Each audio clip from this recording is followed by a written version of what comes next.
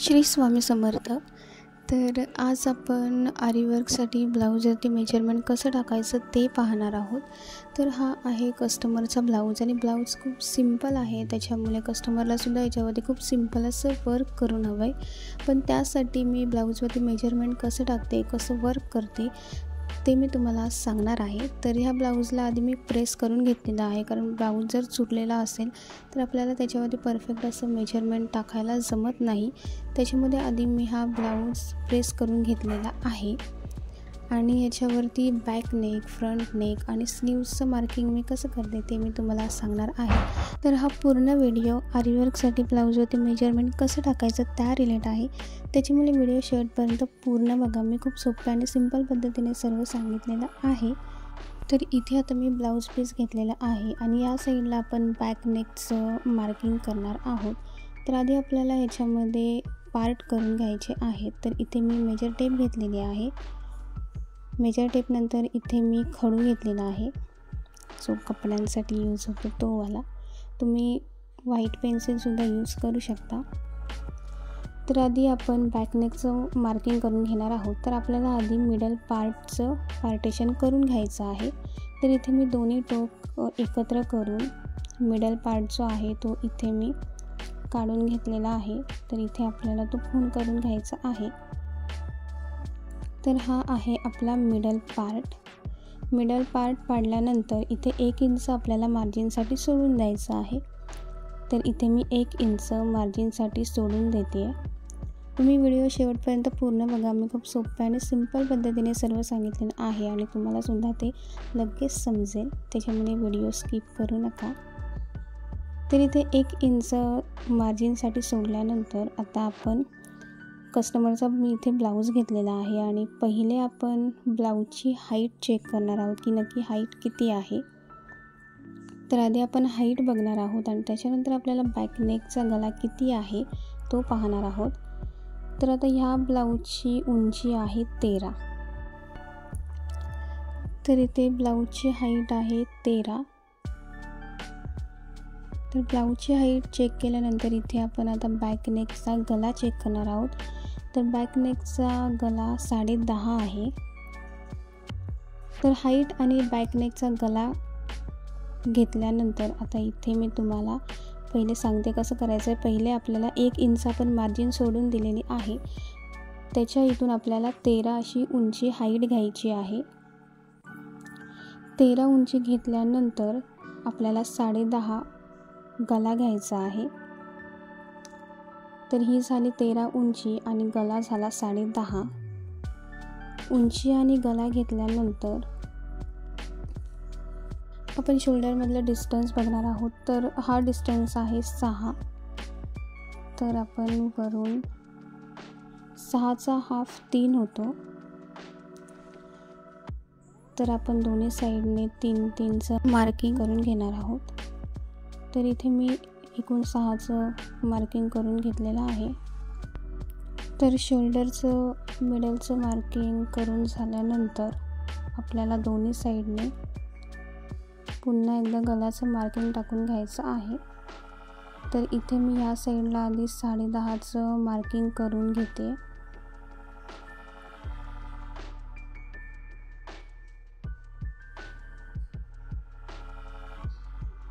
ते झाल्यानंतर दुसऱ्या साईडला सुद्धा आपल्याला 10.5 गलाचं मार्किंग करून घ्यायचं आहे। गलाचं मार्किंग करून झाल्यानंतर दोन्ही टोक आपल्याला जॉईंट करून घ्यायचे आहेत। तर इथे मी दोन्ही टोक जॉईंट करून घेते आहे।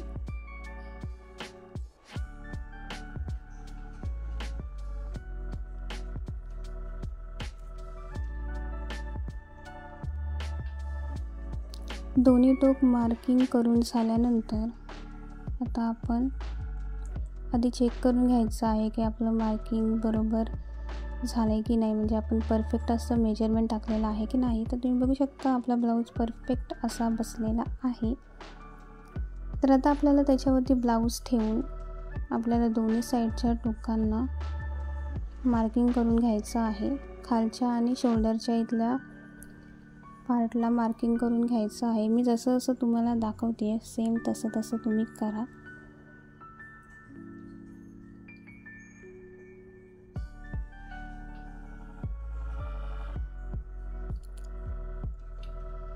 ते मार्किंग करून झाल्यानंतर आता आपण ही पट्टी चेक करणार आहोत किती आहे. तर ही पट्टी आहे 2.25. तर ही आहे 2.25ची पट्टी.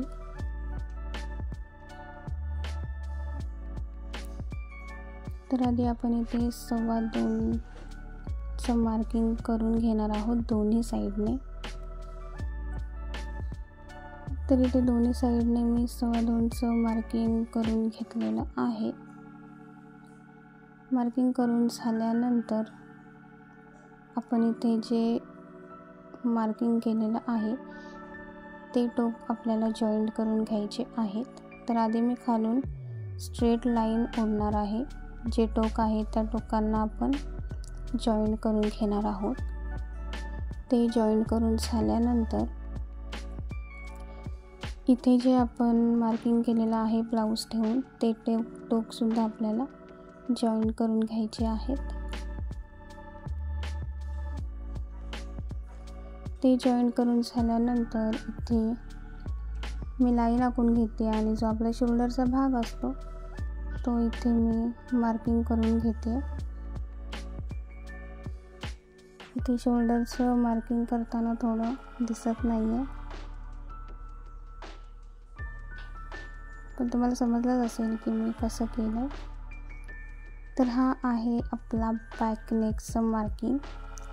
तर आता आपल्याला करायचं आहे गला. आता तुम्हाला कोणत्या स्टाईलचा गला हवा आहे, चौकोन हवा आहे किंवा स्टायलिश हवा आहे किंवा गोल हवा आहे किंवा मडका गला वगैरे, तुम्हाला जसा गला हवा तसा तुम्ही याच्यावरती ड्रॉ करू शकता. तर हा कस्टमरचा ब्लाऊज आहे आणि कस्टमरला थोडा डीप असा गला हवा आहे, डीप आणि मोठा असा गला हवा आहे. त्याच्यामुळे मी थोडं बाहेरूनच तो मार्किंग करून घेते. तर एक साईड मार्किंग करून झाल्यानंतर आपल्याला पुन्हा 2 पार्टिशन करायचे आहेत आणि ही साईड जी आहे ती आपल्याला दुसऱ्या साईडला उठवून घ्यायची आहे. तर इथे असं टॅप करून आपल्याला ही साईड दुसऱ्या बाजूला सेम उठवून घ्यायची आहे. त्याच्यामुळे गलासुद्धा आपला परफेक्ट येतो आणि चुकतसुद्धा नाही. तर आता इथे मी हा पूर्ण गला जॉईंट करून घेतलेला आहे. तर इथे मी हाफ सर्कल म्हणजे नॉर्मल सर्कल असा मी हा गला घेतलेला आहे मार्किंग करून. हा मार्किंग करून झाल्यानंतर आपल्याला 1/2 इंच सोडून अजून एक मार्किंग करून घ्यायचं आहे. तुम्हाला दिसतच असेल की आपण जो आधी गला मी मार्क करून घेतलेला आहे त्याच्या खाली मी 1/2 इंच जागा सोडून पुन्हा मार्किंग करून घेतलेलं आहे. 1/2 इंच आपल्याला जागा सोडून द्यायची आहे. तर 1/2 इंच जागा सोडून मी इथे मार्किंग करून घेतलेला आहे गला.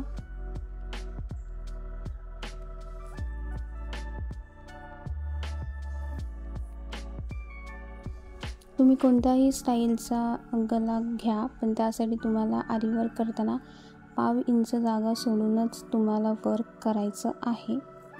तर वरूनसुद्धा इथे मी अर्धा इंच सोडून दिलेलं आहे. तर दोन्ही साईडला आपल्याला अर्धा इंच जागा सोडून द्यायची आहे मार्जिनसाठी. तर इथे मी अर्धा इंच दोन्ही साईडला सोडून दिलेले आहे आणि त्याच्या खालून तुम्हाला बाहेरची जी लाईन दिसते तिथून तुम्हाला वर्क करण्यासाठी घ्यायचं आहे. तर हा झाला आपला बॅक नेकचं मार्किंग. बॅक नेकचं मार्किंग मी कसं करते ते तुम्हाला समजलंच असेल. तर बॅक नेकचं जिथे आपण मार्किंग करू सेम त्याच्या वरच्याच बाजूला आपल्याला स्लीव्सचं मार्किंग करून घ्यायचं आहे. बॅक नेकच्या वरच्या साईडला आपल्याला स्लीव्सचं मार्किंग करून घ्यायचं आहे. तर आता मी स्लीव्सचं मार्किंग करण्यासाठी घेतलेलं आहे. इथे सुद्धा आपल्याला आधी मिडल पार्ट काढून घ्यायचा आहे आणि या कस्टमरचे स्लीव्स छोटे आहेत म्हणजे 3 पावणे 4 ह्याच्या आहेत. त्याच्यामुळे स्लीव्स छोटे आहेत.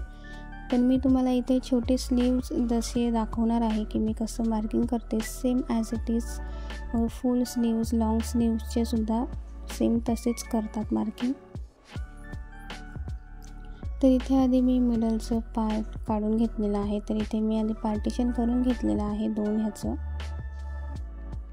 पार्टिशन करून झाल्यानंतर इथे सुद्धा आपल्याला 1 इंच मार्जिनसाठी सोडून द्यायचं आहे. तर इथे 1 इंच मार्जिनसाठी मी सोडून दिलेलं आहे.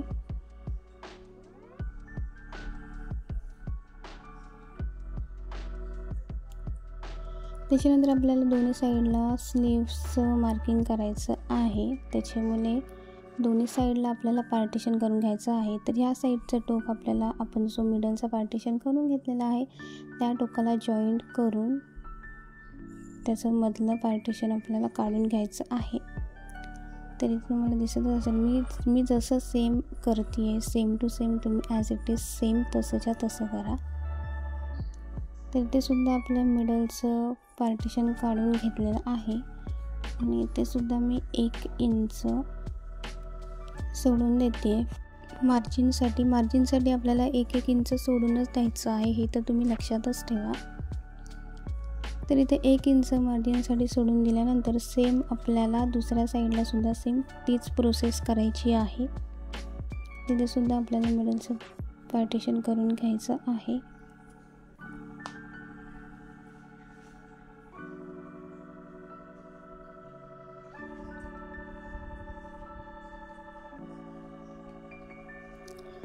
आणि इथे सुद्धा मी 1 इंच मार्जिनसाठी सोडून दिलेलं आहे.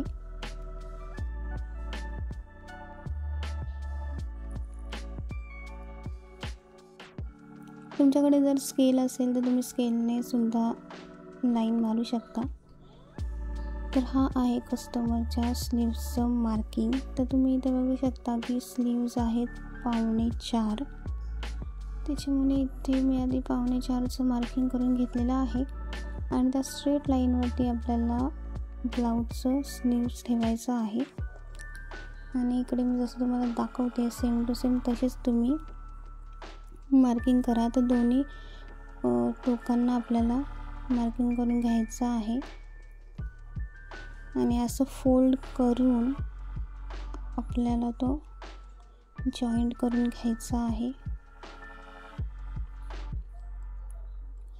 आणि वरचा टोक खालच्या टोकाला सुद्धा जॉईंट करून घ्यायचा आहे. तर सेम ॲज इट इज इकडे सुद्धा करायचं आहे. ब्लाऊज सेम ठेवायचं आहे स्लीव्स. त्याच्यानंतर तुम्हाला हे टोक दिसत आहेत त्या टोकाच्या इथे आपल्याला खूण करून घ्यायची आहे. हे छोटे स्लीव्ज आहेत त्याच्यामुळे मोठ्या स्लीव्जचं मार्किंगसुद्धा सेम असंच करतात. तर हे सुद्धा फोल्ड करून आपण हे जॉईंट करून घेऊयात टोक.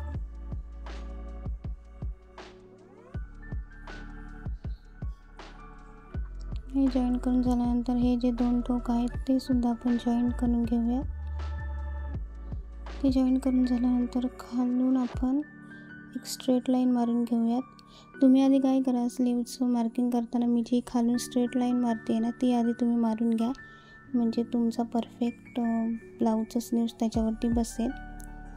आणि त्याच्यानंतर आपल्याला दोन्ही साईडने अर्धा इंच मार्जिनसाठी सोडून द्यायचं आहे. तर इथे मी दोन्ही साईडला अर्धा इंच मार्जिनसाठी सोडून दिलेला आहे. तर हा झाला आपला स्लीव्स. तर हा आहे अर्धा इंच मार्जिनसाठी सोडलेला.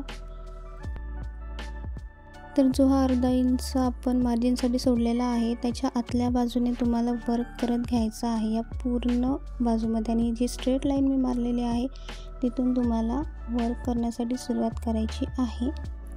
तर दुसऱ्या साईडला सुद्धा आपल्याला सेम ॲज इट इज तेच करायचं आहे की ही दुसरी साईड आपल्याला समोरच्या साईडला उठवून घ्यायची आहे. तर इथे मी दुसरी साईडसुद्धा इकडे उठवून घेतलेली आहे आणि ती आपल्याला आता ड्रॉ करून घ्यायची आहे. तुम्ही स्केलने सुद्धा लाईन मारू शकता. तुम्ही स्केलचा सुद्धा इथे उपयोग करू शकता. मी मेजर टेपनेच लाईन मारते, तुम्ही स्केलसुद्धा घेऊ शकता. तर इथे सुद्धा मी अर्धा इंच सोडलेला आहे. आणि हा झाला आहे आपल्या स्लीव्सचं मार्किंग. तर स्लीव्सचं मार्किंग कसं करायचं हे तुम्हाला समजलं असेल. तर हा आहे बॅक नेक आणि बॅक नेकच्या लेफ्ट साईडला आपल्याला फ्रंट नेकचं मार्किंग करायचं आहे. तर इथे आता आपण पहिले फ्रंट नेकचा गला बघितला आहे, 6 आहे फ्रंट नेकचा गला. 6 झाल्यानंतर मध्ये आपण ही पट्टी बघूयात. पट्टी आहे 2.25. तर इथे आपण 2.25चं मार्किंग करून घेऊयात. गला आहे 6, पट्टी आहे 2.25. तर 2.25ची पट्टी घेतल्यानंतर हा गला आहे 2.5. तुम्ही बघू शकता 2.5 आहे. तर इथे आपण 2.5चं मार्किंग करून घेऊयात. तर इथे मी 2.5चं मार्किंग करून घेतलेलं आहे. त्याच्यानंतर आपल्याला इथे गला काढून घ्यायचा आहे. तर इथे मी गोलच गला काढलेला आहे. तुम्हाला जो स्टाईलचा गला हवा तो तुम्ही काढू शकता. त्याच्यानंतर इथे सुद्धा आपल्याला 1.5 इंच सोडून द्यायचं आहे. तर इथे सुद्धा मी 1.5 इंच सोडून दिलेलं आहे आणि या बाहेरच्या साईडने वर्क करायला घ्यायचं आहे. तर इथे 1.5 इंच सोडून झाल्यानंतर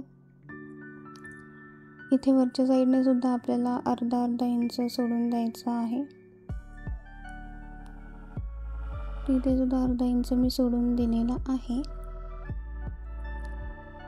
त्याच्यानंतर इथे आपला फ्रंट नेकचा गला सुद्धा तयार झालेला आहे. तर हा झाला फ्रंट नेकचा गला. तर इथे सुद्धा तुम्हाला बाहेरच्या साईडने या साईडने वर्क करायचं आहे आणि वरती जो अर्धा इंच मार्जिन सोडलेला आहे तो त्याच्या खालच्या साईडने वर्क करत घ्यायचा आहे. तर हा आहे बॅक नेक आणि त्याच्या लेफ्ट साईडला आहे फ्रंट नेक. तर तुम्हाला आता समजलंच असेल की मी आरी वर्कसाठी ब्लाऊजवरती कसं मार्किंग करते, कसं मी मेजरमेंट घेते. खूप सिंपल आणि सोप्या पद्धतीने मी तुम्हाला सांगण्याचा प्रयत्न केलेला आहे. मला काही डाऊट्स असतील तर तुम्ही मला कमेंट करून विचारू शकता. मी नक्कीच रिप्लाय करेन.